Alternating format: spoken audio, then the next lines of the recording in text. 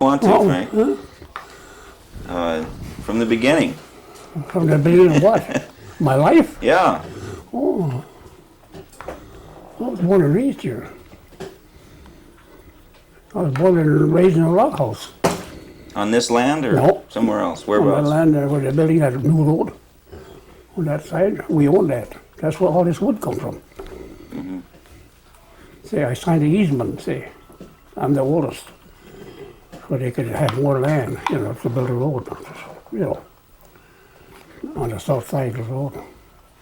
And I made agreements with town chairman at that time. Were you born up here? Huh? Were you born up here? Oh yeah, I was born and raised on this reservation. I know a lot of reservations just like the palm of my hand, boy. Art Cone down here. Come up and see me one time. He says, Frank, he says, you know the lines around here? I said, yeah. He says, can you tell me where my corner post is? I said, come on. I'll go show you. No. Took him right to it. He says, we couldn't find it. I said, well, you come from the other way, I come this way. I took him right to it. He says, boy, he said, you know your stuff. When are you going to start? We're going. Huh? We're going. All right. Well, you want my name first? Sure. Yeah? Zansway Basina. That's in Chipway. That means Frank Basina. Right. What does it have a meaning? The Chippewa words? What? That's Chippewa right there. That's my name. That's how you say Frank Basina. In Chippewa. In Chipway. Yeah, I can talk pretty good Chipway. Yeah. Do you do it anymore? Huh? Do you talk Chipway a lot now, or do you just? When I get the kids on the table here, that's where you learn it. See? And my kids listen to me, Well, I want a sugar. I'll say it in Chipway. He's a walk-one. It's Chipway. It's sugar in Chipway. Shuotagan is salt. Gawisagan is pepper. Rushawo is milk, you know that. You know that word. I know that word. And that's where you learn it. That's how my kids learn all that Chipway land. When I was a little fella going home, living with my mom and dad, they never talked English to us, always Chipway. And when did you learn English? Huh? First I went to school, down here, Catholic school. And I think I was in the 4th grade. Well, then my dad enrolled us at the Carver School up there, with the county, Russell's lodges right there. I went to school there. In 1929, I went to school in Toa, government school. There were 1,100 students there. Yeah. And they give you an examination, what grade you're in, You figure it out, from, I should say, from the 1st grade to the 9th grade, and all them questions are in there, and you fill it out, and they find out what grade you are in. See? Well, I come to figure it out, they put me in the 3rd grade. I was in the 4th grade here. Backtrack. Well, I didn't go to school there very long, and pretty soon up I went. I passed 2 grades down there. That was 1920, 29, 30, and 31. I went there 3 years. Then I married in school. How We were come? doing the summertime, We could have stayed there all right, during the summer. And they give you detail work, like assign me to the farm, or assign me to the dairy, or anything like that. So like a darn fool. I says, I'm gonna go to the dairy. In the dairy, you gotta get up in the morning. 5 o'clock. Go down to the barn, start milking cows. We milked 82 cows. And then you gotta deliver this milk to different parts of the school. Some goes to the bakery, some goes here, some goes there, all over. We used to deliver 16 cans of milk every morning. For different. And how old were you then? Huh? How old were you when that was? You were doing that. On 14, 15, something like that. Then we tried out for basketball. I and Wolford Peterson. He went there too. Well, Wolford's taller than I am, you know, at that time. Well, I could out-jump him. He was a big tall kid. And he wouldn't even jump up, he wouldn't even leave the floor, he just went.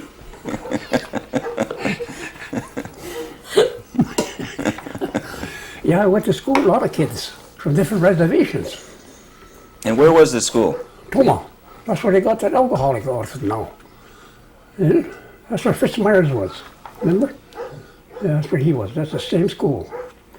And I often wanted to go back there and see what buildings are left, see. When I was there, I was in a manual training department, and we built a new hospital. The boys at the school. Is that right? Yeah. Under a guidance, you know, a head man showed us what to do and everything, you know. Yeah, we built a hospital there. Yeah. You know, we had detail work. You go to school half a day and you work half a day. That's the way they run that school. Uh-huh. Yeah. I liked it. It was all right. But you ran away, you said, that summer? No, I ran away during the last year I was there, during the summer months.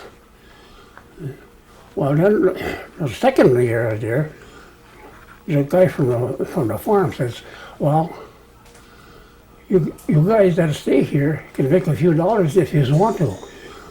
He says, because the company wants to buy beans, green beans and wax beans. He says, and if you want to grow beans, he says, we'll furnish you everything. And the money you make, you can put it in the school there. And every time you go to town, you can draw so much out, you know, maybe a couple of dollars, $3, you know, and go to town.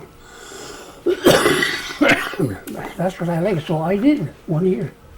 Yeah, I made around about $135, something like that, $140 that year.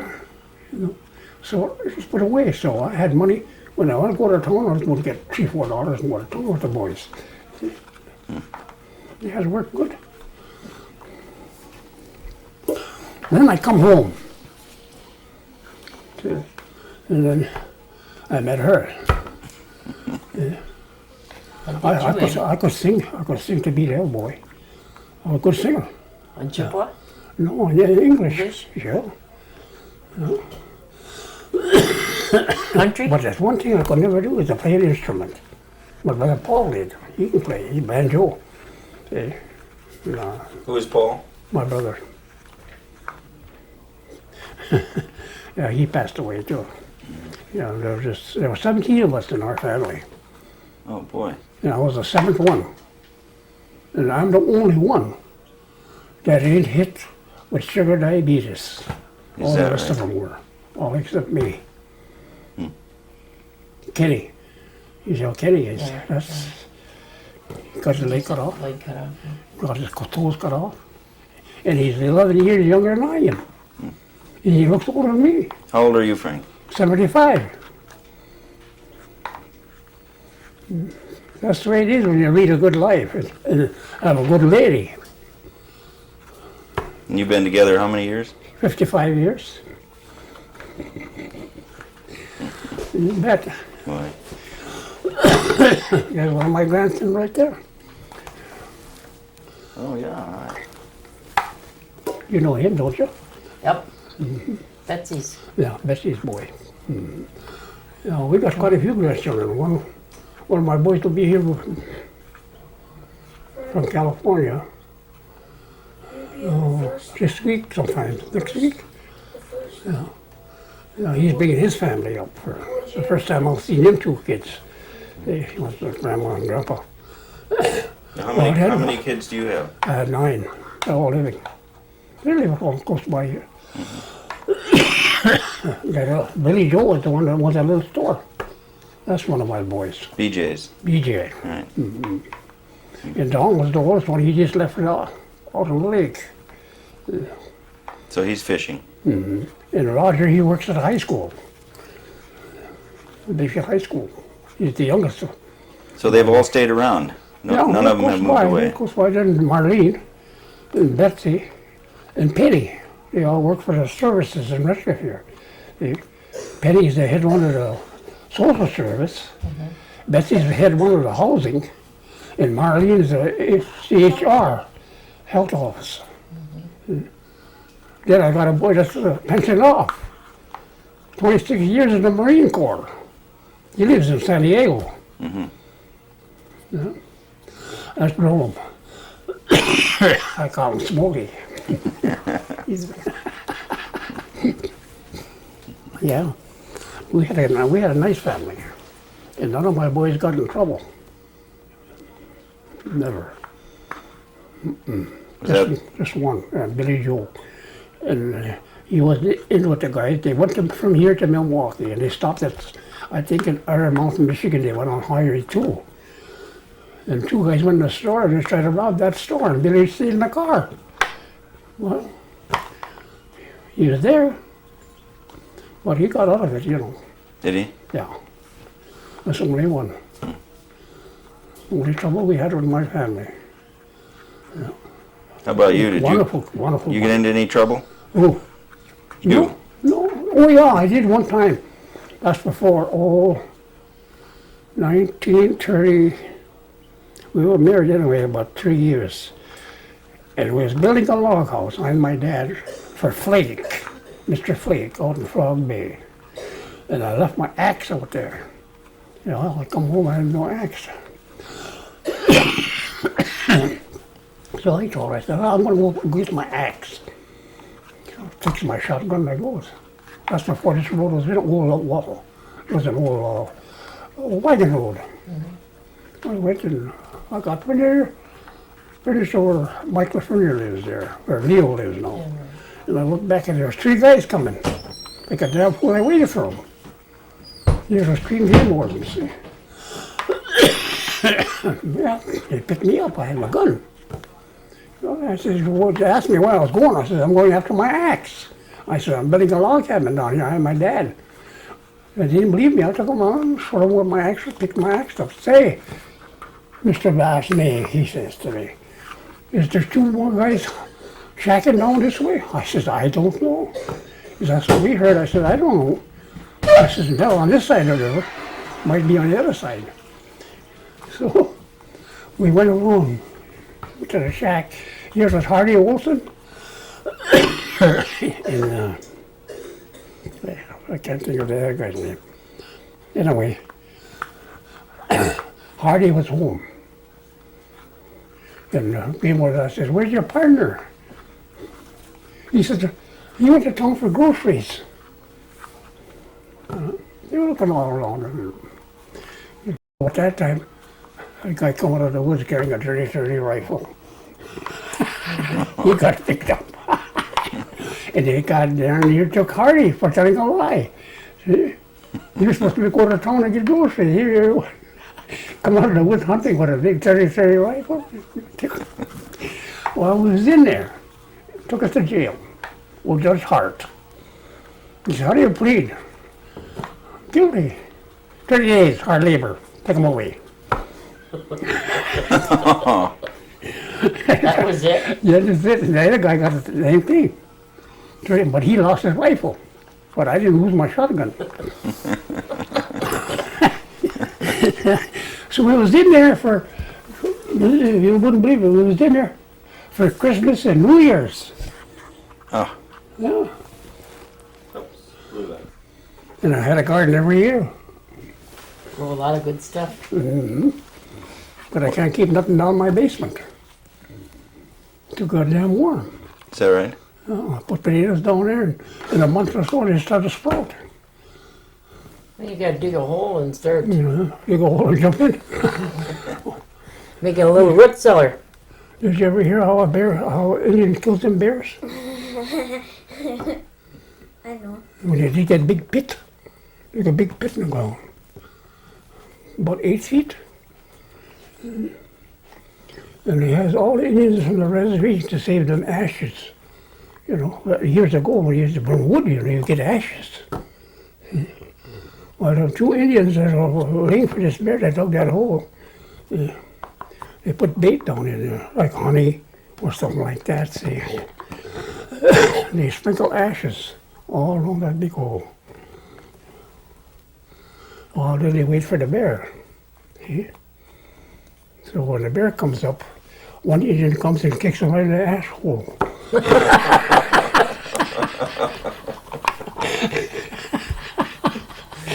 I didn't know that was coming. I thought something was coming. I didn't know what it was. Oh, there's nothing wrong with that, is there? No. 2 smart Indians, boy. Better than 2 smart bullocks. Oh, he told that to a white couple that stopped there. They come up with some friends, you know, and they had a trailer park back there, a big camper. He told it to these people who was out there in the front there, you know. And that white guy says, Jim, that's the best one I've ever heard. He says, here's $1, you give me $1 for that. Oh. Billy Joe's the one that told him that, see? Billy Joe comes with he comes with awful stuff here, you know. It ain't a swear word, you know what I mean, ashes around the hole. Well, yeah. I figured that one out. Well, Frank, when you came back, when you get back to when you ran, you know, left the Indian school down there. When you came back here, Yeah. what'd you do?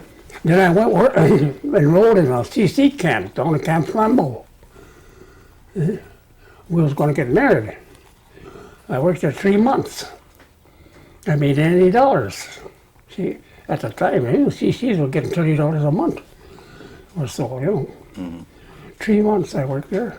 I got my wedding steak. At that time, you know, you could buy a lot of stuff with $90. I bought a suit, I bought a dresser, I bought a ring, I bought everything, you know. But the suit wasn't very good. So when we got married, we got caught in a rainstorm. We were married by the Catholic school, the Catholic church. Got caught in a rainstorm with my suit on. You know. So I'm going to change, you know, my skin was just blue, you know. poor guy in that suit, you know. And then we lived happy ever after, you know. Her and I, yeah. She used to go hunting with me. You know, take her out hunting. You know, sit in the deer lick, you know. Well, after you were married, how'd you make a living then? What'd you do? I just start fishing, start working in the woods, peeling pulp and all that. You know, then fish for. The first guy I ever fished for on a fish boat was Alan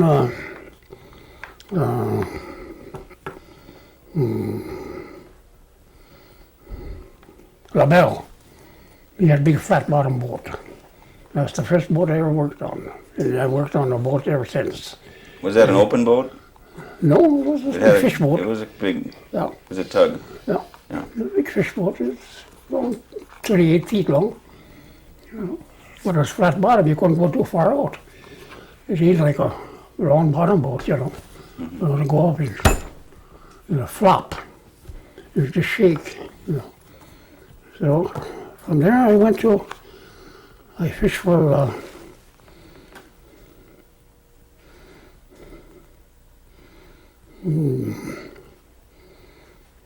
I fished for Jimmy Frostman.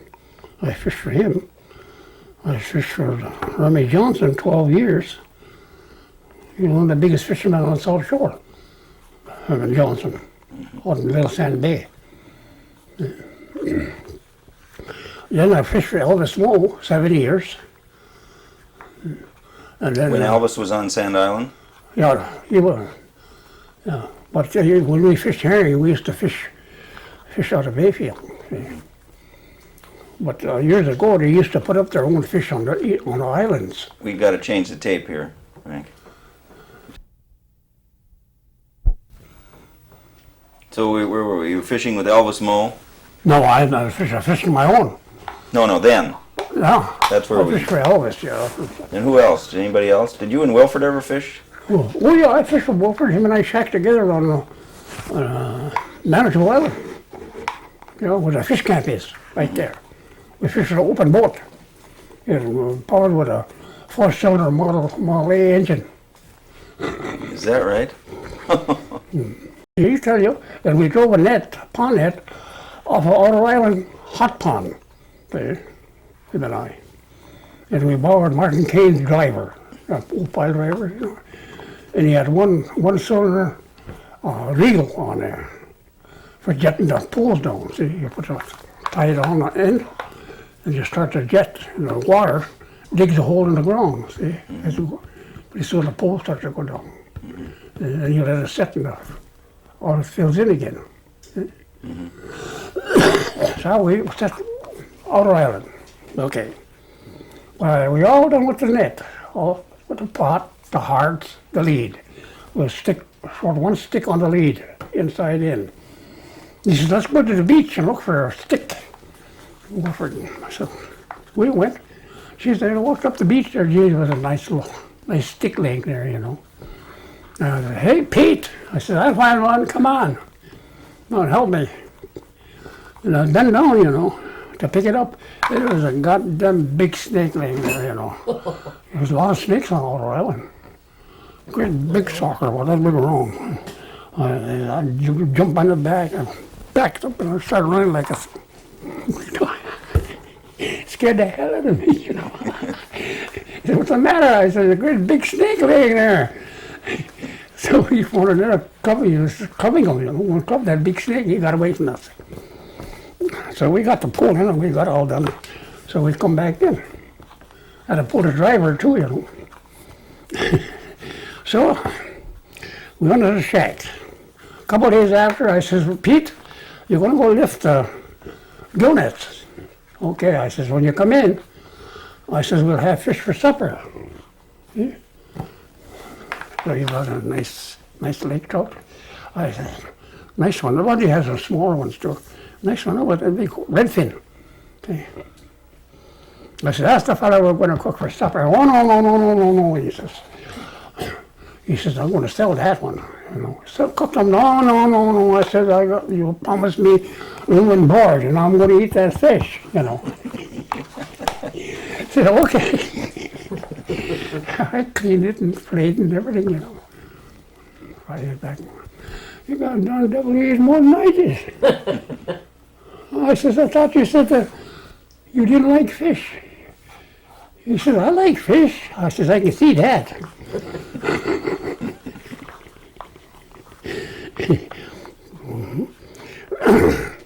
Yeah, in 1940, when I fished for Elvis, we started November the 6th on Bear Island Reef with herring nets. You don't set good herring nets on the reef, all rags. And we started there. We'd go out in the morning, pick up a ton and a half, you know. And we had a blow. Well, he says, we'll have to go pick them up off the reef, put them in, and take them to Sand Island and put them on a rope on the reel.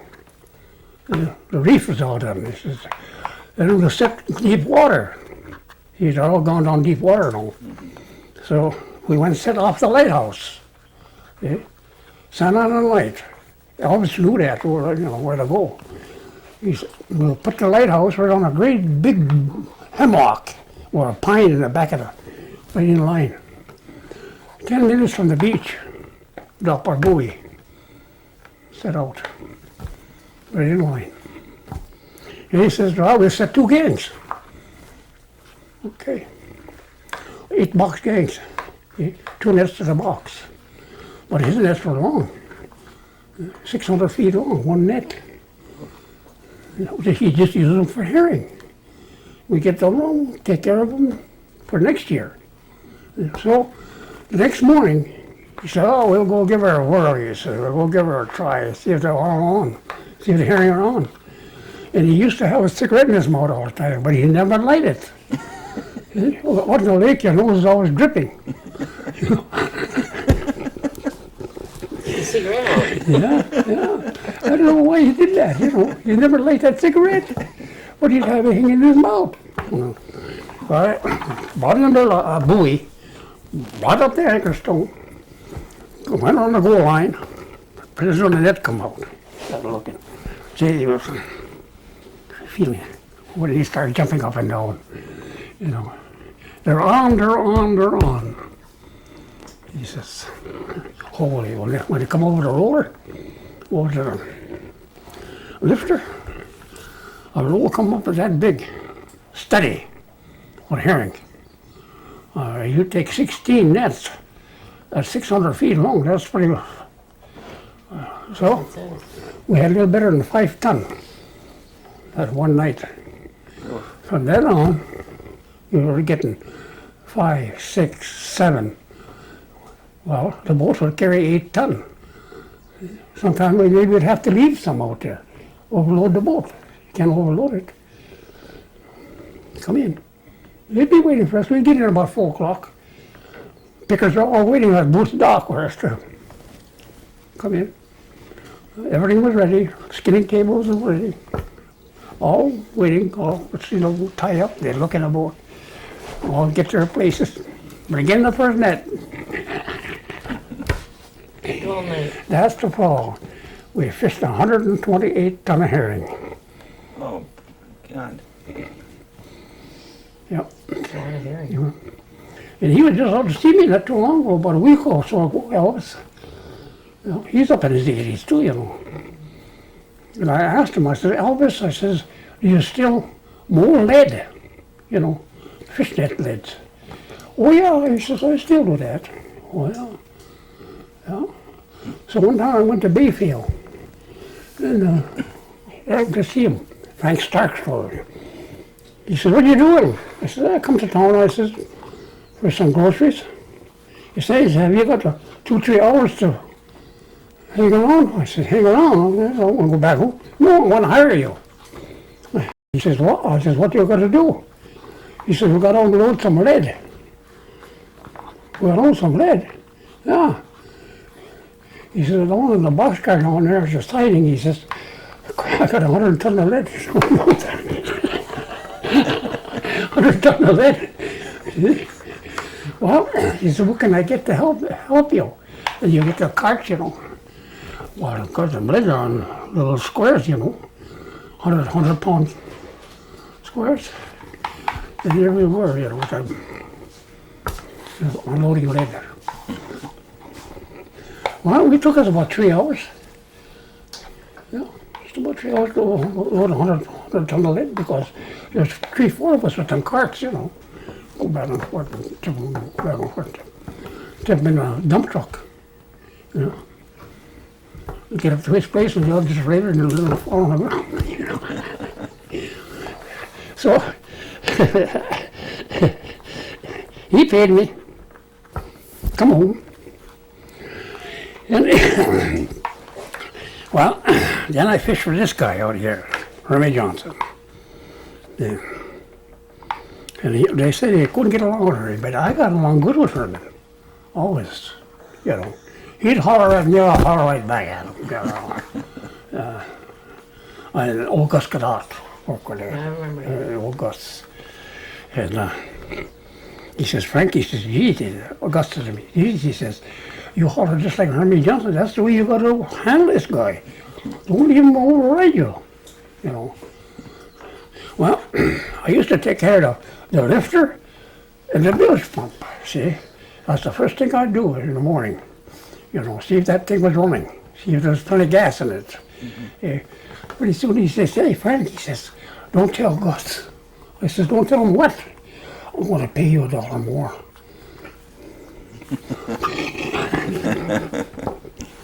Okay, that was all right. I was with me, you know. So, so we go on the lake. Start sitting. And he used to have a dog by the name of Freckles, or Hermie. Wonderful dog. Kind of a spaniel, you know. And in the wintertime, he used to come to town and get whiskey, you know, but his wife never knew. And then he'd hide it along the road, see before he got to his place. So in the evening, he'd tell his wife, well, I gotta go take Freckles for a walk. Take it, I'll walk up there, comes with his jug. Well, walked it. Then after he'd take a big drink, you know, took about 4 drinks in a fifth, you know.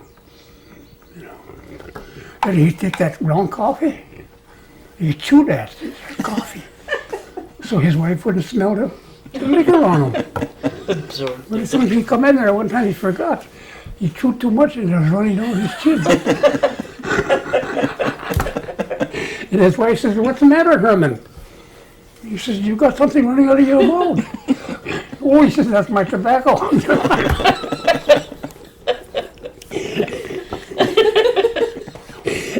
Didn't he ever get drunk? No, that's one thing you never see him drunk. No? No. In the morning, he used to, we fit herring there, you know, where,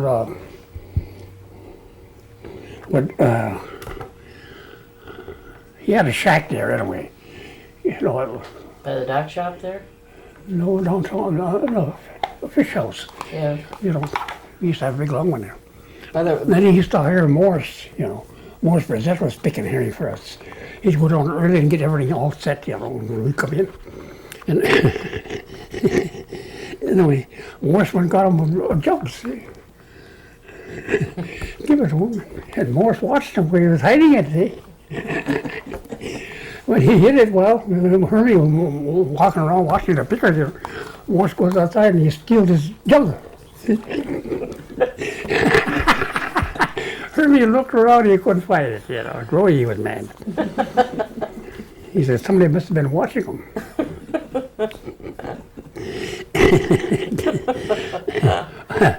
And another time he asked me, I went over on Saturday to get my check. Okay. Gus Goddard was sitting there, and his brother, Martin, Mitzi. And I mean, he said, I just got your check ready, Frank. I said, good, that's what I come for. He said, before you go home, I want to talk to you. Yeah. Okay. So he takes me in for the store, he takes me in the front room. He says, will you do me a favor? I said, yes, Herman, if I can, I will. Oh, sure. I says, what do you want done? Tomorrow is Sunday. It was on a Saturday. He says, will you come up and bury Freckles for me? His dog. I says, I suppose I will, Sunday afternoon, you know, nothing else to do. I said, I'll come up. Okay. So when I come out, Gus and Martin was laughing, you know. They must have heard him. That was all right. He says, you can get somebody to help you too. Well, I got my brother Kenny. Okay. Go out there, start digging the grave for the dog. In front of a great big white birch. We started digging, you know.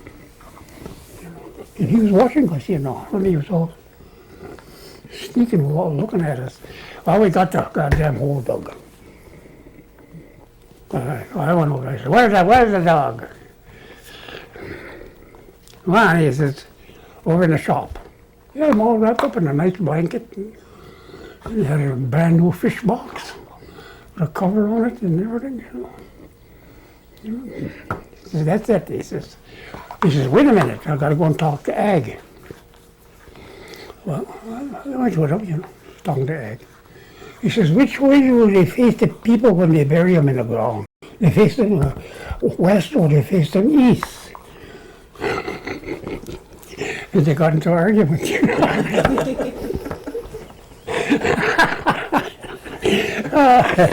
Well, I didn't like to laugh then, you know. Poor So I dog. told Kenny. He says, it's marked. He says, where his head is, it's marked. You look under there, he says, there's a little X there. That's where his head is, you know, outside of the box. Well, we faced him east. Okay, covered all up. Went inside. He says, well, he says, Frank, here, I'll give you $28. Bury his dog. So I give my brother half, $14.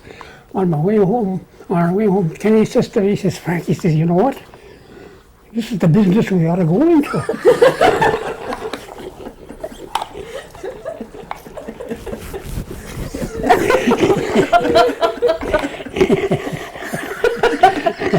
$14 a head. Kenny said, if I'd have took that goddamn dog, he said, I'd have thrown him into some big ravine. But not a Hermes dog. Well, then it was after that. He says, Frank, you're the first Indian I'm ever going to trust. You're a goddamn good Indian. He said, I bought it in a boat. I bought the I own from Frostman, Johnny Frostman. He said, I want you to run it. I trust you. So I run the boat for him. Yeah. So I was fishing herring out of Big Bay. Went on there and set. I know where to set on there, you know, all that. And first cliff we got, holy, did I ever get plastered with little baby trout? Little fellas, little trout. You know.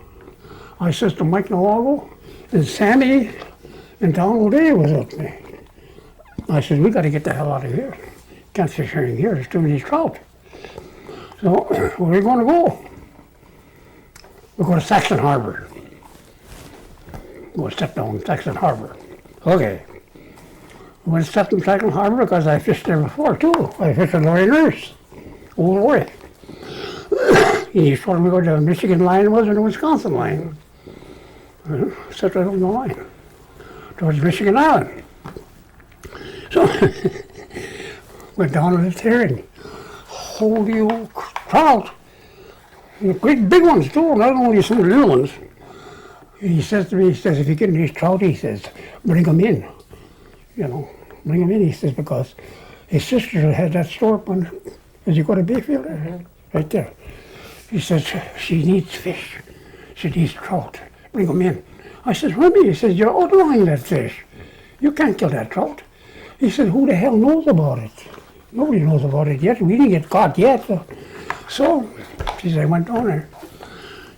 You believe it or not, I had 8 boxes of big fish out of herring nets. And the trout are just hanging by the teeth. They'd come up, try to eat a herring that's caught. And they'd get caught on their teeth. Of course, there's great big trout come up. Well, she told me to bring them in. What we did, we filled half of the box and put herring on top. We come in, we had 16 boxes of fish picked out. 16 boxes, and they looked in the boat, hold that, 4 men can pick out 16 boxes of fish in that length of time? How are we going to get them out of the boat? And I told my crew, I says, if he can take them, we can take them. God damn it. Take whatever you want, take them home. Take 2 or 3, take them home. Yeah. So Sammy, Mike, and Donald Day, they each picked out 2 or 3 apiece, you know. So he says, no, I'll take them right out of the box in front of them, you know. So anyway, took them up. He come back and he says to me, don't you ever do that again? I says, why, you told me to do it. Right to this day. I never got paid for them goddamn trout. All right. If I'd have known that, I wouldn't have brought them in. I would have let them go. They say an Indian is cooking on the lake, but no. A white man is worse than an Indian anytime. I know it from experience. When I leave here in the morning with my lunch pail, when I board that boat and a boat across there is loading to go trolling. What is he unloading to go on the boat? 6-packs, whiskey. Up they go. I go on my boat and go and put in a day's work on the lake. Come back in, they come back in. But I never see them unload their empties. They're overboard. I know it. I seen it. Like we fished ponnets. 18 ponnets we had for Honey Johnson. And he was shipping from Little Sand Bay, he was shipping out of Cornucopia. Elders were shipping for him. And we had 18 ponnets, 2 crews. One go this way, one go this way. To lift 8 nets. That ain't nothing to lift a ponnet, you know. On hills, we had three nets in a line. 1, 2, 3. Three ponnets. You untie 3 corners. 1, 2, 3. They're untied, but there's one that's always tied up. So you work that stuff up to that one corner. Pretty soon, fish are starting to bubble, and you scoop them. And then you got to sit there and pick out the ones that are over 17 inches. See, that's legal. Under 17, you're supposed to throw them back in. But if it's 16 and a half, you don't do that. You know, what the hell are you going to do with that? You just cut his goddamn neck and stretch him. Twist his backbone. No. I said to my honey, I said, Herman, I said, Jesus, old man, I says, what the hell is a few fish like that? I throw them back in. I said, that's your next year's crop. Well, too bad. You know, that's all they say. That's how they get by with it. They're supposed to throw that fish back. That's 16 and a half inch fish. Because he gets 17 inches. But you can make him 17 if you cut his backbone. If you give him a stretch. You said you were cooking for the fishermen. When did you start that? I cooked for the loggers. The loggers. Yeah, I cooked for the loggers, Finlanders. Out of Houghton, Michigan. No, not away. Houghton, Hancock, Michigan. When was that? 1958, I think it was. 58, 59. I cooked there 3 winters and 2 summers out there, Hartford Island. Had you quit fishing then, or this was when it wasn't? Well, after I got done cooking, I went back fishing again. Back fishing, yeah. I cooked there for Finlanders, all Finns. And how it happened, I went out bobbing. I used to, go bobbing. And I happened to see the boss come by, Eddie Warren. He says, hey, Frank, come over to the camp. He says, if you stay alive, you can bob from there. What's bobbing, Frank? They're fishing for a light trout through the ice. Ah. Yeah. Okay, so I'm moving out there. You don't have to bring nothing. He says, we've got extra bunks and blankets and all. You just want company. Yeah. Okay. Well, I got out there, I went bobbing, back in. So I thought I'd help to cook that evening. Louis Kaipanen was the cook. And when he wasn't cooking, he was out in the woods skidding. He was a tractor. And Eddie said to me, he says, Frank, he says, can you cook? I said, you're god darn right I can cook. Bet you. I says, I can take 50 pounds of flour and make 100 pounds of bread.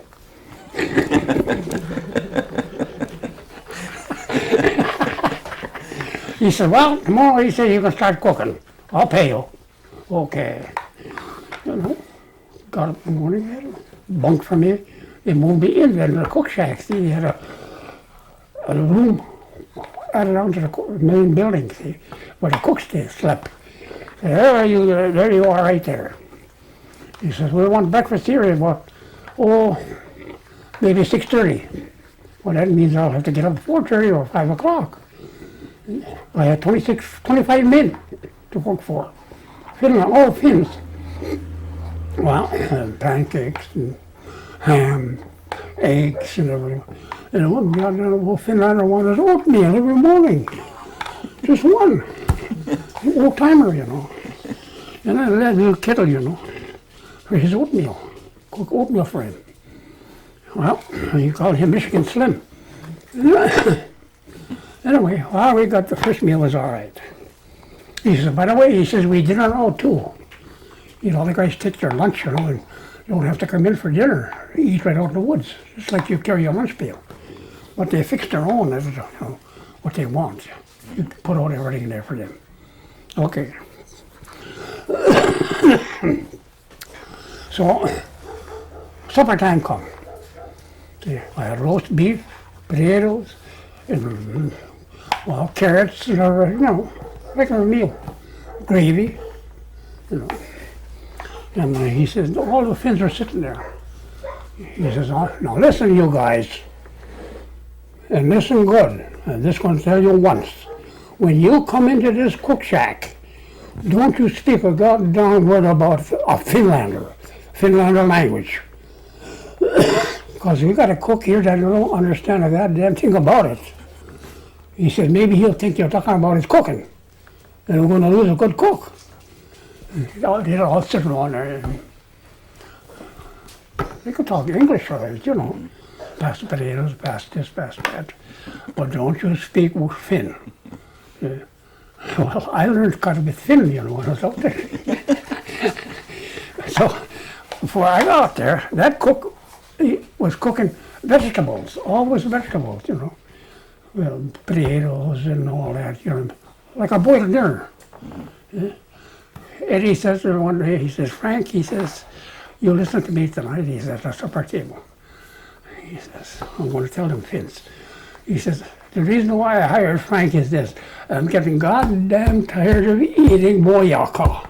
See, that's what the Finner calls that, see? Mojaka. So one day, they were skidding and Louis come in. Okay? The cook, before I got there, he come in. Say, Frankie's up in a blueberry marsh. The goddamn blueberries are just hanging like grapes. He says, why don't you go up there and pick some blueberries? He says, and make blueberry sauce or something. So I take a 3-pound coffee can. Goes up there where a whole deer is hanging there. I just stripping them. Come back in. Well, I ain't gonna make no sauce. What I'm gonna make is pie. I'll make pie. So I made pie. And I had it in a cool room. So when they ate down for supper, I said to them, I said, you guys, I said, I got a little treat for you. It ain't gonna be much. I said, you know, about 2 pies. And holy old boy, you ought to do this every day, you know. The hell would you want to go down the swamp every day and pick blueberries and come back here to work? If you want pie, you go eat your own blueberries. Come on. I ain't going to get home. So that was all right. So he goes home. This Eddie, he tells his wife. He says to his wife, he says, boy, he says, that cook out there, he says, we got a good one. She says, why? How's that? He says, he made blueberry pie for us out there. He says, and that's the best goddamn blueberry pie I ever ate. Well, then she turned around and said, why didn't you marry this son of a... He comes back and tells me that. I thought you were cooking for the local people. No, I was cooking for the Finlanders. Oh, you said that Vic was out there. Then I cooked, you know, I cooked for the high school too, you know. I cooked whitefish 3-4 times. They used to call me. Go down and cook whitefish for them. Yeah. So some people would come from the local to come down and school there and eat. So they down Hanson called me, or Chicky, or one of them called me anyway. Mr. Badley come down, he says, we want to have boiled whitefish. You know, okay, I go down there. You know, what I do with whitefish, I start them with ice cold water, you know that. With plenty of salt, you know. And what I do and put vinegar in the water, a lot of onions, and let it come to a hard boil. Then turn my heat down, let it simmer for so long. And it comes out perfect every time. So there was one old lady come back there, I don't know where she's from. She says, Mr. Basina, he says, will you give me the recipe how to cook this whitefish? I says, there's nothing to it. A fish has got to have plenty of salt. You can't give enough salt to that fish when you're boiling them. But frying is different because the salt is on top. See, the water is boiling into the flesh. See? So anyway, I give her the recipe. I don't know how she made out with it. But I went there 3-4 times. And I had Barney Cadot's wife there one time. Hugo? Beatrice. She was there. There's another Indian girl there going to make Indian fried bread. See, I can make that too. She says, how do you do this, Mr. Basina? How do you do this, Mr. Basina? I says, because you're Indians. I said, you should know that. How to make Indian fried bread. She says, well, our parents never did that. Never showed us. I showed them what to do. Turned out good. Good. I said, you darn kids never, my parents never did. I said, you was born and raised with pork rinds.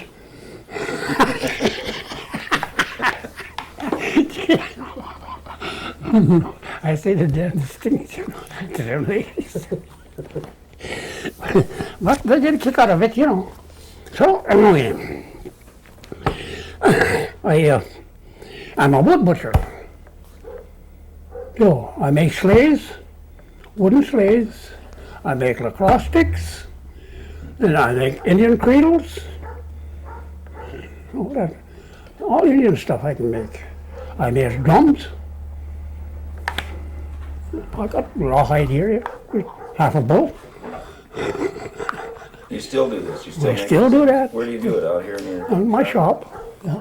One time I had all the kids come over here from high school. Well, I was going to make lacrosse sticks that day, and I called it ahead of time. I said, well, if the kids want to see how I make lacrosse stick, bring them out. So school bus stopped there.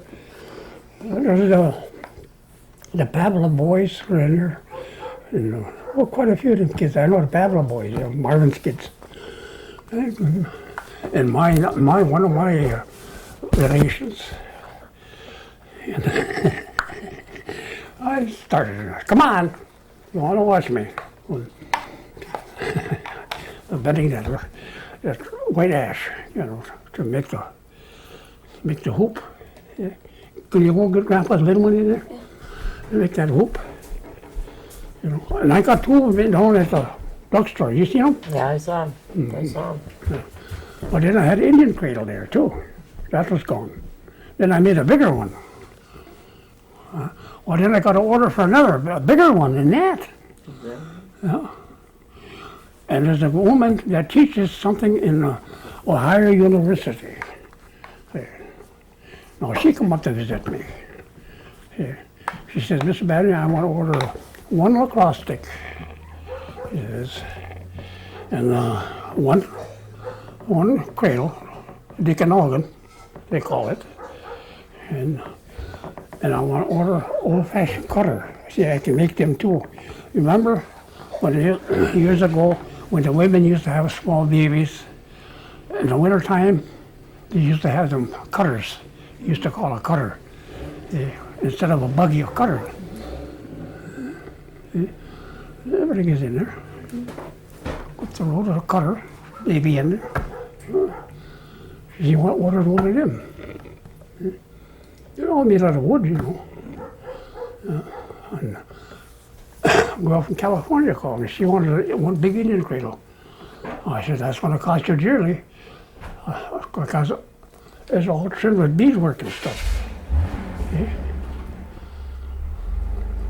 So I gotta get that going. Can't find it. It's in my bedroom there someplace. I looked all over. It's in one of them boxes over there. In one of the boxes. One of them boxes. Look in the boxes back there. Yeah, then I make some little souvenirs. And I made a lot of them for, out of birchbark for rectal in birchbark. They were sitting on a half of birch bark, split in half. You know, about that big split in half. And it's, then up there you drill 2 holes and you got 2 crotches there. See? And that's where your canoe sits. And he ordered them. What he does, he orders them and he fills them with wild rice. Maybe a pound of wild rice in there, or a pound and a half, whatever it happens to be. And then he triples his money. Then I got 2 little paddles I make, set on the side. So what do you charge him for that? Huh? What did you charge him for Well, that? I was charging them $3 a canoe, new one.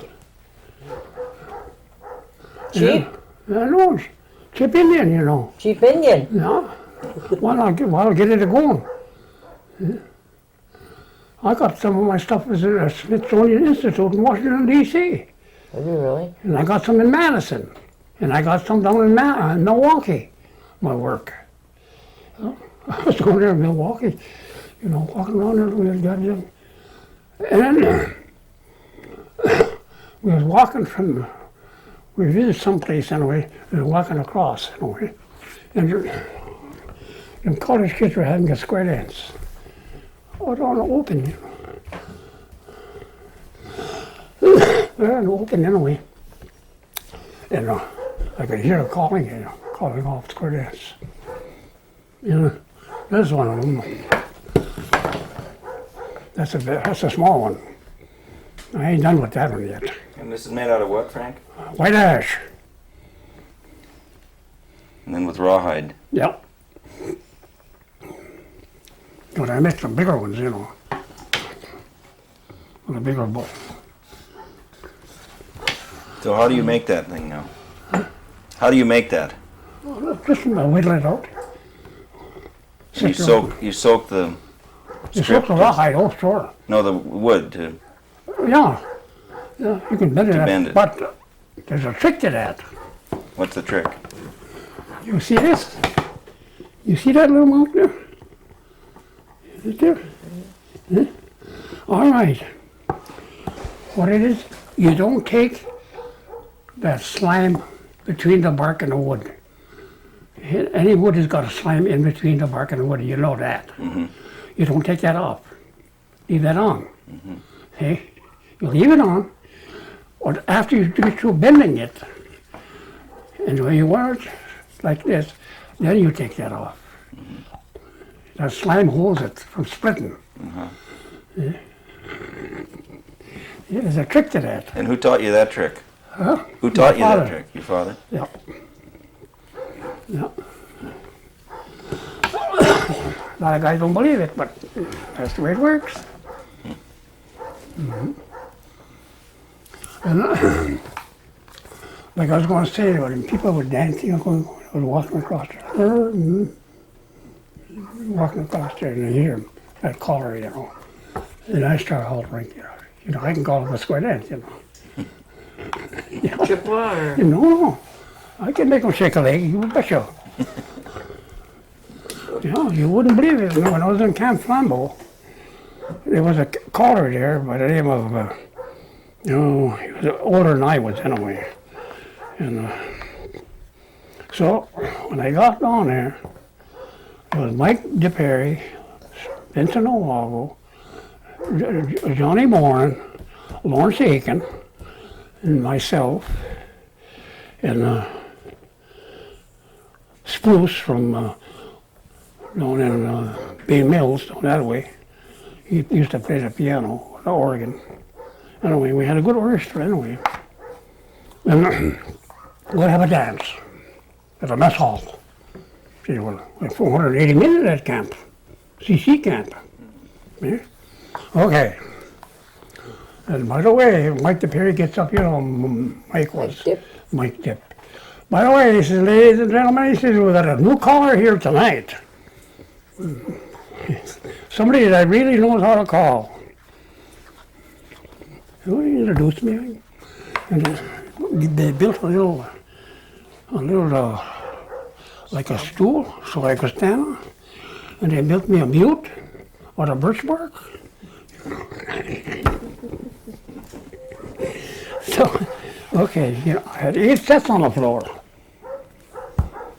Okay. 8 sets. And I start barking, hollering. One of the camp managers come up to me and say, well, when did you ever learn to call? I says, from my father. My dad did all the calling around here. Yeah. He says, boy, you can really bark it out, can't you? I said, you didn't hear nothing yet. Wait till the second change. See, the street changes to 1 square dance. See? So I started to call. I had them all screwed up.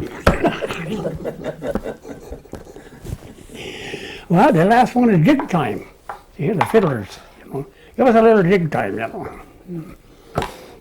Heavy on the shoe pack, That's why they call you shoot-back Indians. Heavy on the shoe pack, hammer it down. Boy, then the camp manager go out to me. He says, Frank, he says, I never heard a caller like you. I said, well, I started calling, I says, when I was young. I called off when I went to school in Toma. I called off a square dance there. Yeah, I learned a few people down there. I can call off a square dance. Right. Then I called off here at the San Bay Schoolhouse. I was trying to learn them people that. Farm kids, Yeah. First couple lead to the right. You swing mine and I'll swing yours. Swing your right, leave mine alone. Let's hear more. I want to hear some more.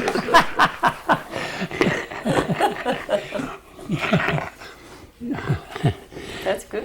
You ready? Yeah.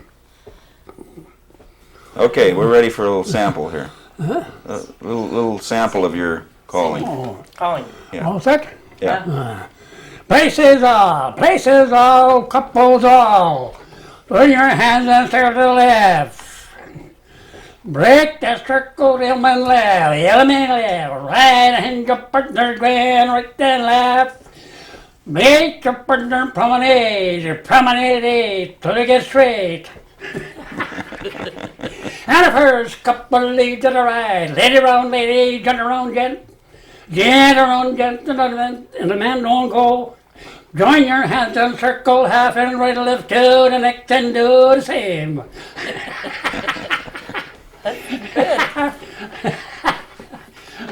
Yeah, I guess you can do that. You bet I can. That's good. All join hands, circle to the left. Get to your place with the element left. Right hand your partner's grand, right and left. Make your partners keep right on, and some will go east and some will go west. Make your partner swing. Everybody swing. Everybody swing. Second couple do the same. And all join hands and circle 8. See? All right. The lady in the center, just take a walk. Round it. Opposite your partner. And everybody dance. Everybody jiggy. Everybody jiggy. Everybody jiggy. Swing your partner. Swing your partner, go round and round. Some will go east and some will go west. See, in the middle go this way. Lady will go this way. Some will go east and some will go west. Right. What the hell you mean? That was They used to have a lot of fun, Boy, and they had to listen to you, didn't they? My mouth never shut when I'm calling off. Right. I want to say something, Right. A lot of like Richard Kent. First couple lead to the right. Die for the oyster, die for the whale.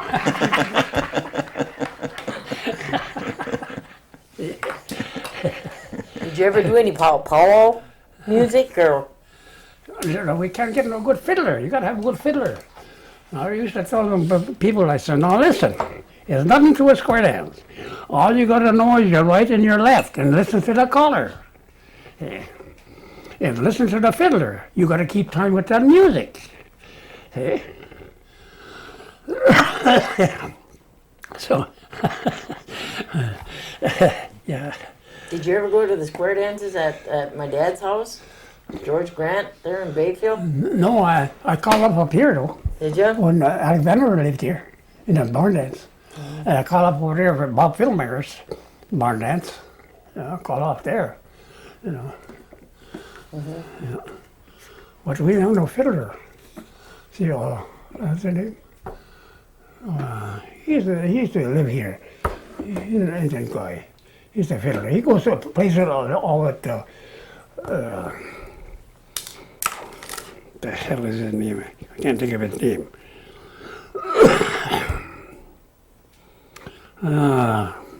He's in a rest home now. I think he is anyway. Belangi. You know him. Sure, he's a fiddler. Good one. Oh, okay. He plays with the Myrtle Dooley in him. Yeah. You know, remember him? Yeah. Yeah. He's in Washburn. That's the one I had him a few times fiddling for me, calling off. So, Did you ever do any rain dances? I don't know, we've got enough rain now without dancing. My garden's going to hell if we won't even get sunshine. Yeah, you know, this old jigger can almost do everything. Oh, I wouldn't doubt that. I used to have lots of fun here and I, go square dancing. Any place where you can make one set. Oh, how to square dance. How to square dance, Old lady the Perrys, old lady Petersons. My Aunt Susan there, there's on the hill there where they had a big farm there. There's a place stuff, Albert Liberty. Every time you get What's a set? 5 couples, have a square dance. How many in a set? There's 8. There's 4 couples. Lots of fun. It's clean. It's clean fun too. Yeah. It is that carnival going on. You're in the corner. I know. You're on the move. You don't stand just in one spot, or somebody will move you. Like I and Hank were great for that, square dancing. Hank Brissett? He was a good square dancer. You met Charlie Babineau. When you meet your partner, you've always got a bow before you grab her hand. You listen to the caller. Yeah. If you dance right, a lot of guys, if I grab their partner, they'll swing around, because they leave the floor. Some of the smarty else.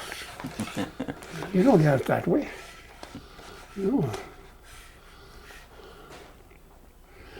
So you never heard me call off, I can really call off if I wanna. I lay there in bed there sometimes and just think about it, If I could do that again, I'd really do it, Yeah. Call off square dances. I used to like that. Frank, did you ever have any close calls out in the lake? Yeah. Do you remember? Yes, sir. Yes, sir. I was on a seabird. With Johnny Lang, Ernest Lapointe, me, Mike Nounko, Johnny Babineau. And I think Sammy was with us, or my brother Kenny, one of those. Anyway, a big one, 62 feet long, all steel. So the fishermen used to let the big steel boat go out ahead. Okay? Fish out in Big Bay.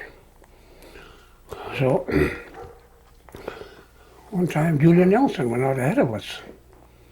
See, when you make the stick down on Long Island, and you compass it east, direct east. Everybody follows that east line down, see, in the fog or in smoke. And that's what happened. Julian was ahead of us with the Mermaid. You remember that boat? He was ahead of us, and he ran out his time. So after you made the curve, and you time yourself, an hour and 42 minutes, an hour and 47, something like that, you know. Well, then you ease up on your boat and you start looking for your buoy. And you make circles to find it. See? Well, we didn't know he was ahead of us. See? Well, he ran out of his time, and we come along. See? Maybe we had an hour and maybe 40 minutes, 50 minutes, and that boat would go to Beat Hill, boy. You know, going down on the same. He made the line and we hit him. Oh, No. We shoving 7 planks to her. 7 planks on the Mermaid. And I thought we'd run into Big Bay Point. Killed that great big 3-cylinder Wolverine engine they had in there. Killed it dead when we hit that boat. Our boat, you know, had no engine. So we got to start it again, you know. I thought we run into and Mike Nawago was happening walking around there. He was going up in the bow end of the boat to look for a hammer, you know. Some nails sticking out of the fish boxes, you know. He's walking up there and when he hit, you know. Hit it first. And Sammy was half sleeping by the engine box, you know, they got a pull, you know. And we hit, Sammy hit back of his head. And I was laying on a skinning board on the floor, laying down, you know. Had my ears on, with sleeves and everything ready to go. And then I hit it, it slid right on the skinning board. Well, they had a big sliding door in the back. Slide the door. You could look out, you know. I was the first man up there. Took that down and look ahead. Oh. There's the Pyramid in front of us, floating. Pretty soon their gangway opened. They sort of Wally Jenlick, Junior Thompson, Johnny Sales, and Nelson, Julian Nelson, and another one, oh, Moon, Bobby Moon. Oh, sticking her head eye. What the hell the matter, you Indian sons of bitches, you want to drown us? Wally didn't like it. Because there were 3 or 4 Indians on there, you know. You blame the Indians. God, Wally didn't like it, you know. Well, what are we going to do? We'll pull you alongside of us and tie you up. Take you around to the city dock on Madeleine Island. Yeah. Okay. We started off. Well, the sleeves tied on the side, you know, so the goddamn boat wouldn't sink. Started. Julian said they got it off of Russell's Bay. Got it there, he was looking at it, you know. Well, there wasn't too much water coming in. He says, Johnny in the point, he says, untie me. He says, maybe I can go to my own power if I go slow. We untied him and followed him. He said, I can make it. So we turned on, went back to our nets, and they went to Bayfield. When we come in by the dock, who was be standing there? 3 Coast Guards when you were going up. You were waiting for us, you know. Holy Christ, did you ever get bowled out, you know? We didn't, there's the captain. Right. See? The captain didn't know the guy who owned the boat. You were just shaking it like that, you know. Ernest LaPointe, Johnny Lang. Well, that's all right. Then we took the boat, same boat, went out there again, Seabird. The day before, I think, I don't know how many fish, we had to leave some of them. We had to leave 4 nets. Couldn't put them all on to overload the boat. So I went back the next day to pick up the 4 nets, okay, and pick up another gang at the same time. Up there. And Mike and Wall were having to be walking by, they looked down at the engine box, you know, hollered up, "Hey, Captain, Jesus Christ, it says our motor's half under the water." Elvis was captain. Oh, he looked down there, he swung that goddamn wheel and head right for the beach. We had the 4 nets, but we wasn't watching, we was raising nets. And she sprung a leak. Everybody's working, he was time to look down there, you know. But Mike happened to walk by there. And he got that big boat, it was pretty half full of water. And he turned right to the beach, full speed. Well, we put her on a sandbar. At that time, the Apostle Islands come through, Boots' big boat. And he seen us, Eli Henriksen, seen us. He come close as he could, you know, he started hollering at Elvis, "What's the matter, El? What's the matter?" Christ, he said, "We're sinking." Oh, okay, we'll escort you to the city dock in Manly Land. It was just hunting season. The ferry boats were unloading hunters. And one old jigger there, you know, come down and all hunting, he had his rifle and everything, he looked in the boat. "Oh," he said, "you guys are hauling water." That's a dumb son. Elvis went up and talked to the Russell brothers, you know, who owned the ferry line. You know? So he borrowed 3 pumps, you know, electric pumps to pump her out. So they pumped her out. Well, in the meantime, he called Wrighton. They have that goddamn, where they pull up the boats there on that, have it ready, he said, because we're coming across and we'll come across in a hurry. Well, Howard said, "What's the matter? What's the matter?" He said, "We sprung a leak on the seabird." "Okay, I'll be ready." We pumped her dry and where we went. We tried to stick something in there, and you can't, because the water pressure pushes the red right back out. Right. You know, well, we'll take a chance. You know, I ain't too far, 2.5 miles across. We'll run her full speed. Then we pull right into the dock, you know, where he was ready. Put her up on the hoist, you know, pull her up with that little cart he had, real cart. Holy Christ, there was a hole in that big, about 2 inches across. It was steady, you know, that was a big boat. Well, I had to all drain it out again. See? Well, we go get the welder. Buckshot Nordine. You were working for Viking Motors. Yeah, you were working for Viking Motors then. Yeah. You go, "We got a job for you. Right now, you got to go down right now. We got to get this thing fixed, ready for tomorrow morning." So he was down there with his welding outfit, you know, put a big patch on her, you know.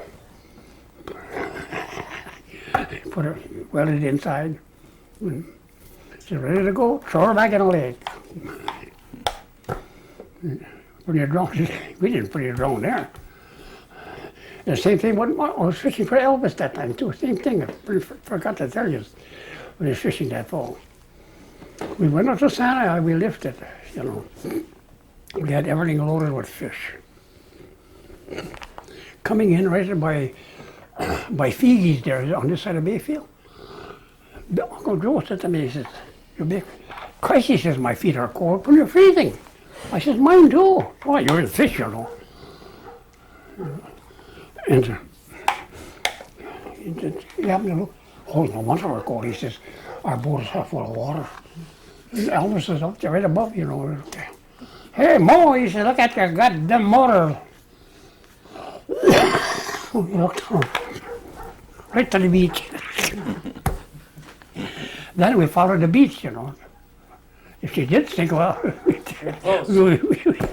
we'd be in shallow water right away. Pulled in. It was all right. Yeah, you were fishing herring, but a guy from North Shore come down. He's looking for caviar. Fish eggs. Looked in our boat, he said, "Hey guys, any got any caviar?" He said, "We got a lot of her." Some small fish pond. He said, "You just wait, you know. Well, the bottom of the fish, the weight, the ones on the bottom, are all squeezed out, from the top ones. We'll give you the caviar, all the caviar you want, Where do we get this fish out of here? He come back about, maybe 2-3 hours after we got done picking and cleaning up the boat. Wish that guy would hurry up and show up and pick up his caviar. He'd come in and he'd say, okay, you got the caviar? Yeah, he's right there. See it? Bring your goddamn can down here. He said, I don't want that kind. He said, I want clean stuff. I said, what the hell's the difference? You want to wash it anyway. Yeah, great big scoop shovel. Yeah, what kind of? Oh, yeah. Cleaned out your boat? Yeah. We give you caviar all you want. You can have it for nothing, Jesus Christ. And that guy fishing for Hermie Johnson. Give them tourists, Can we take a ride fish to see how you boys do when you raise gill nets? Yeah, sure. Sure, you can take a ride with us. So, a man and a wife. Went out, They're looking around the boat, In the back gangway, we got a tin can. Like a tomato can or something like that, with a string tied on it. We looked at her. What do you use that for? That's a drinking cup. That's what that's for. When we want a drink of water, that's what we use. Throw that can out and bring it in. You must drink this water. Oh, well, sure we drink this water. It's the purest water there is. At least superior. Okay, that was all right. But listen, the old lady had to go to the can. And Hermie had everything fixed, It was a tourist, they ride, calling tourist. He had a canvas, He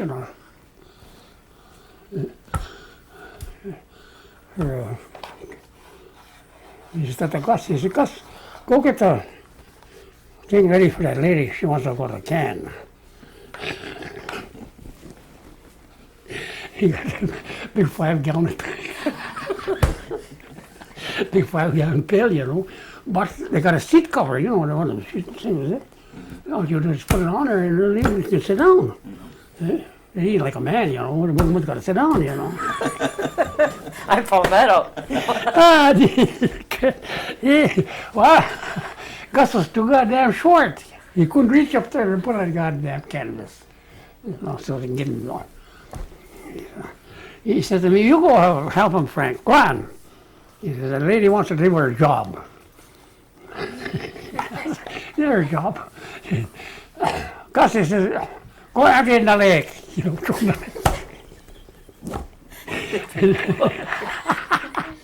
And that was the only thing you pray. How many years did you do commercial? About 40 years I've been on the lake.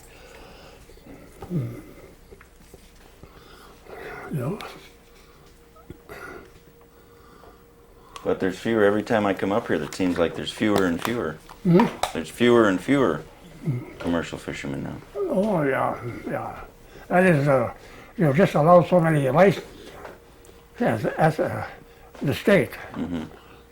But the government, we got, I think, 14 big boats,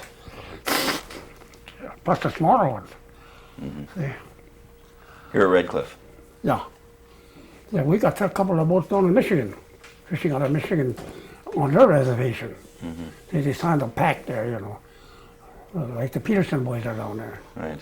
Yeah. There's some from Modena down there, like the Wagos from Madeleine Island. They're down there. They got some big So they just boats. stay down there then the whole time? Oh yeah. Wilfred gets fish from down there, from his boys.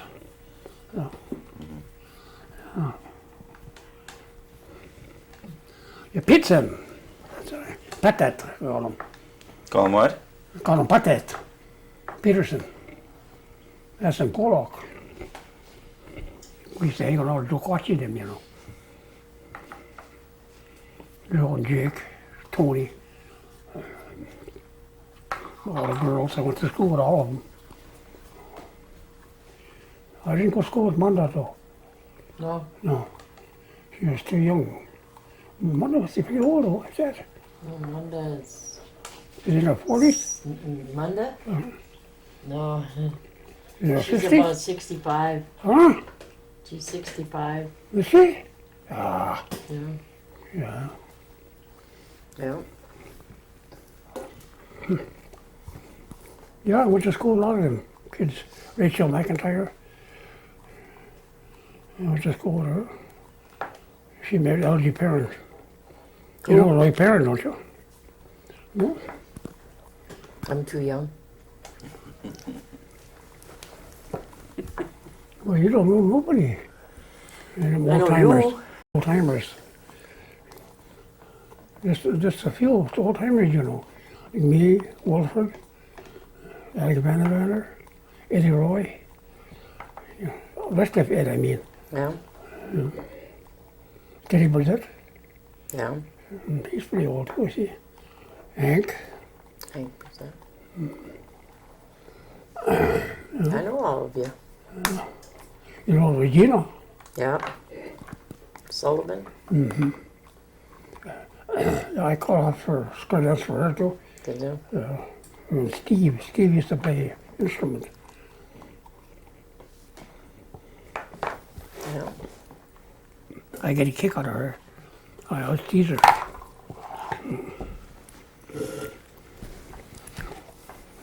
Yeah, yeah, that's I wouldn't change my life over. No, Not one bit. not one bit. No. And my best part of it, my father never drank liquor in all his life. My dad never had a taste of liquor. Did you? Did Oh you? yeah, I drank it. Yeah. One time I was drinking at Sims, Elwood Liberties, homebrew. And ran out of homebrew, bottle brew. Pretty soon they started in the mash. You know, had a cork back in the stove. Got to the bottom of it, because there was a baby diaper in the bottom of that cinnamon. Well, when the Indians couldn't drink, what did you do? Make your own then? Yeah, the homebrew, I just got to tell you. You didn't have no runners? Oh yeah, yeah, lots of guys would run. High, you know, it was great for that. Yeah. My dad was a big runner too. I know it. My dad, well, Where'd they get it? they got it from different saloons. Yeah. My dad could walk in any one of them taverns and get it. But they all knew him. Well, they had Baldwin on him. You know. Like that, they come in and you walk right to the bar. You know. But they didn't know he never drank. He never drank in my dad. Hard working man though. That's one thing, we never went hungry. For a big family.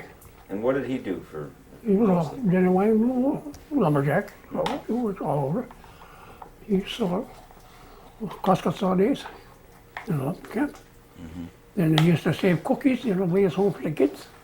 Big camp cookies, you know. Vanilla cookie, like big ones they make in the camp. What that big one? Save them, you know. Bring them home for all feed us kids. Yeah, I hunted with him and I trapped with him. You remember? I still got his traps. I got his traps, Kenny got his shotgun. Kenny hawked a shotgun. Is that right? Yeah. Then he hawked it to Charlie Babineau.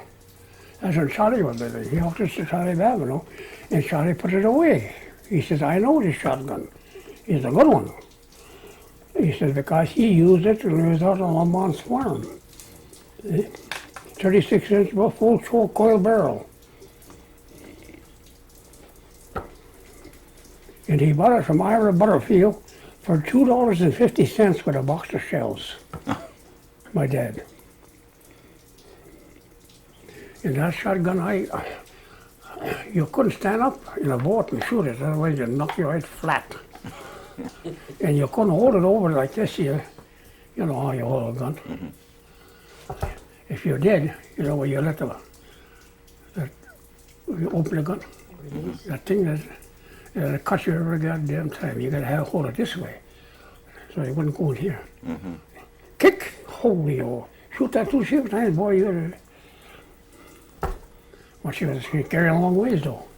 That's part of it. What would he hunt with that? Huh? What would he hunt with that? I was hungry. Deer, bear. I killed a bear with my shotgun. I got a shotgun from my mom and my dad on a birthday. I don't know what birthday it was, but I still got it back there. He must have got tired of me going and borrow his shotgun, see. So he finally bought me one. I got it back there. That's the one I killed that bear with. Killed a bear with it. I might dip. I didn't want to kill him because I don't like bear meat. I never did. Well, the only thing I'll eat is the one that's got the hoof like this. I don't want none like that.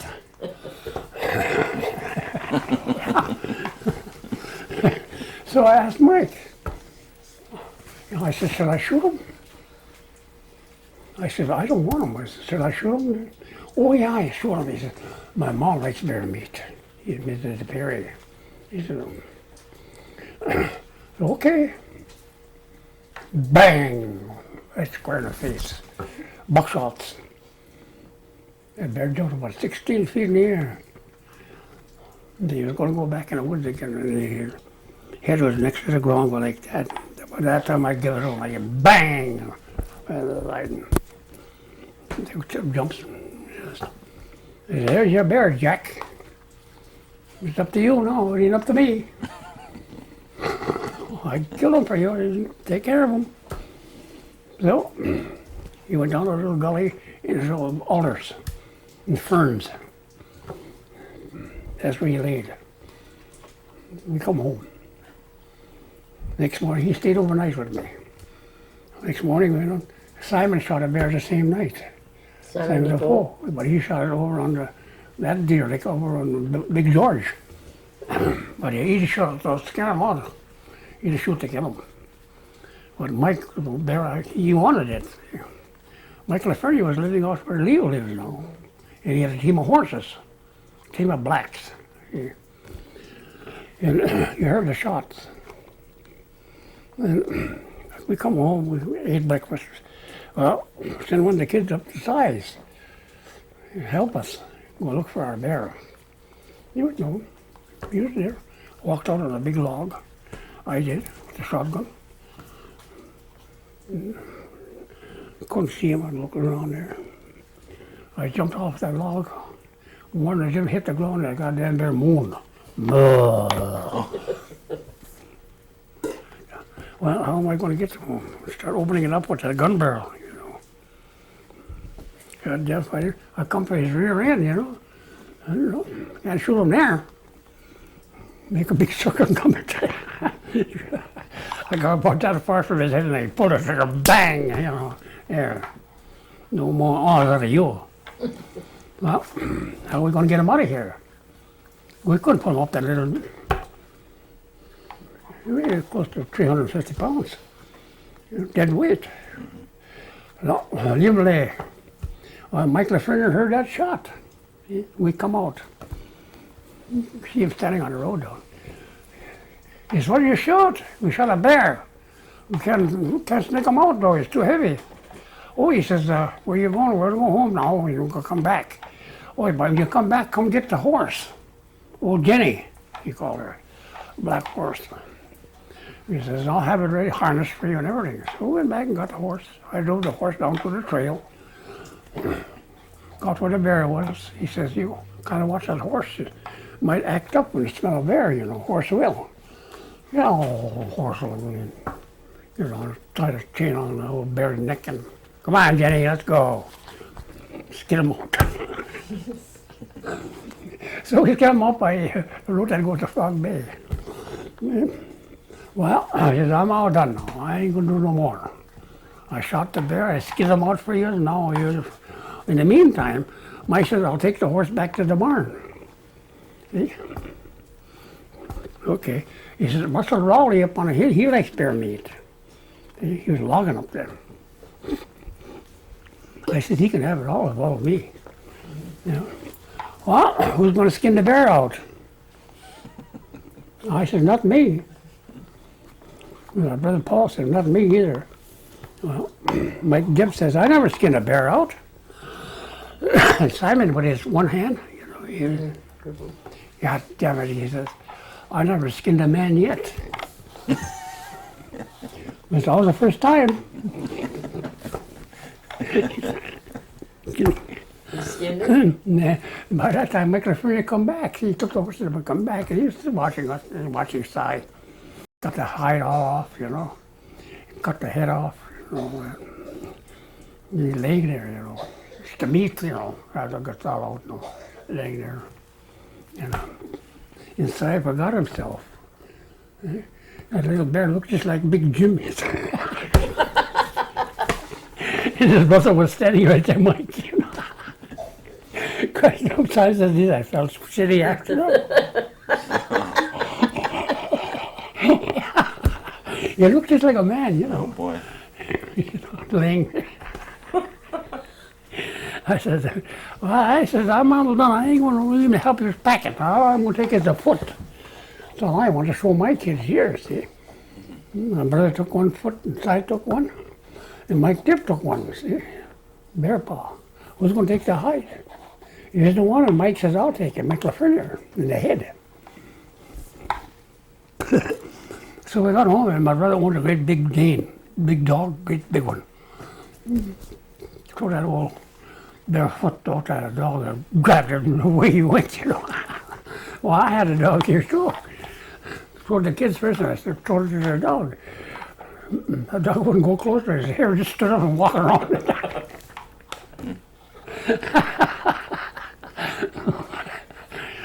Yeah, that's the only bear I ever killed, that one. But a hare and I, when we used to take our hunting with hare and I, you know, we seen a bear, you know, hiding on the ground on a bear cage, you know. I was facing, my back was to the woods. See, my back was to the field. He was sitting there, you know. He was having the grass. He said, I see something black coming. You could just see the top of his back coming close to close. Here he was. And there's a strip of woods in there between the two fields. And he was coming, he got through the strip of woods. He come to the field where we're in. And it looked like he got there and I made motion to her. She looks and sees that big black bear coming, you know. We got so close, you know. Oh, maybe from here to the road. And I hollered, get the hell out of here. He wouldn't budge. Go on, get out of here. No, kept coming. I says, I'll move you, bucko. Bang, you know. More than I shot, boy, that bear took off like a shot of arrow. More than he took off, and he said, let's go home, eh. It was still daylight.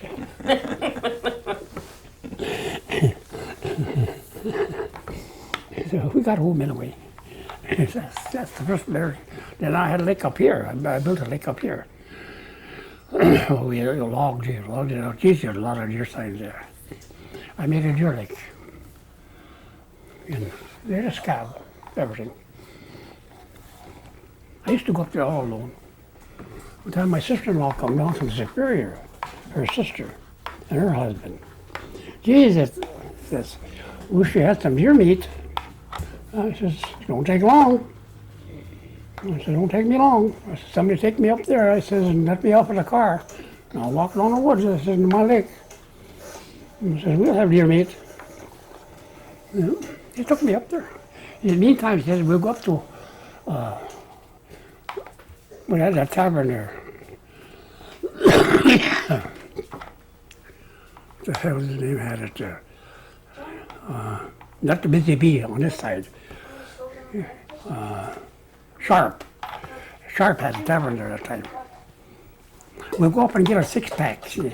And you get back, you know, we'll have some beer, you know. So they went, and I went on the lake, watched the lake. Geez, there's a lot of signs, you know. Where they coming in. Went back, off the scaffold.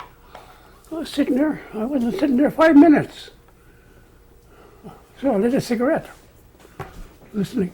So I could hear a twig break. Now, where the hell did that come from? I looked all over. I looked in between the boards on my scaffold. He was under the scaffold. Little deer standing under there. I was there about 5 minutes, 10 minutes at the most. All I did was put a shotgun on the machine. I went bang.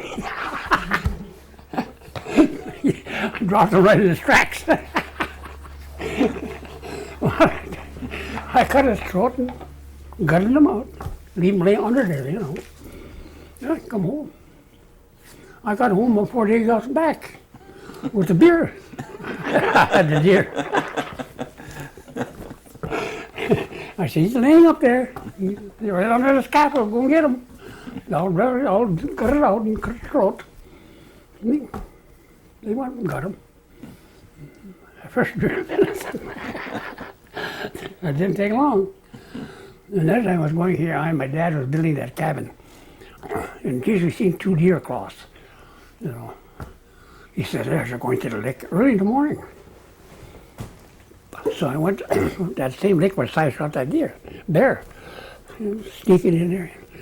Holy Christ, it's like a herd. There was 7 of them in there. 7 deer. A little too far for a shotgun. I won't take no chance. Well, what are you going to do? I'm going to crawl. Crawling. And a deer is inquisitive, you know, if you don't know what it is. You know, see me crawling, you know, pretty soon, looking up, they're all looking at me crawling. What that kind of a goddamn animal is that coming? So I got with a shotgun range, you know. Got up on my knee and bang! Tumbled him over. 1, that's enough. 1 out of 7 ain't bad, you know. So I got him. So we didn't go to work, we had to come back and bring the meat home. Yeah, I was pretty lucky fisher hunter too. One time we was trapping, I and my brother Paul. I got his traps out here, number 4.5, beaver traps, number 3, number 2, number 1, number 8. And we was trapping in Rosberry. Geez, one morning got a beaver, big one. You know, and brought him in. Not only beaver, we got muskrats too, you know. Beaver, but this beaver was coal black. Coal black, black was coal. Well, then we used to sell it to Bill Minovich over in Ashland. So we took that beaver, I got $120 for that 1 pelt at that. That's all right, I was doing something wrong here, and pretty soon 3 guys stopped out here. 3 game wardens. He says, are you Mr. Bell? I said, yeah. He said, did you kill a beaver here about 2-3 years ago? I said, yeah, I killed lots of beavers. He said, no, did you kill a black one? I said, yeah. He said, you know what you killed? He said, you killed a genuine Yukon beaver, pure black. He said, what did you get for him? I said, $120. He said, you got beat. You got beat. And then that beaver was a blanket. See, they call it a blanket, you're a big one. He said, you got beat. You know what that beaver's worth right today? Around $600. There's the only one. Cool. I don't know how you ever got down here, but I nailed him. And another time, I was trapping down here for mink. When you get fish, you put it in a food jar.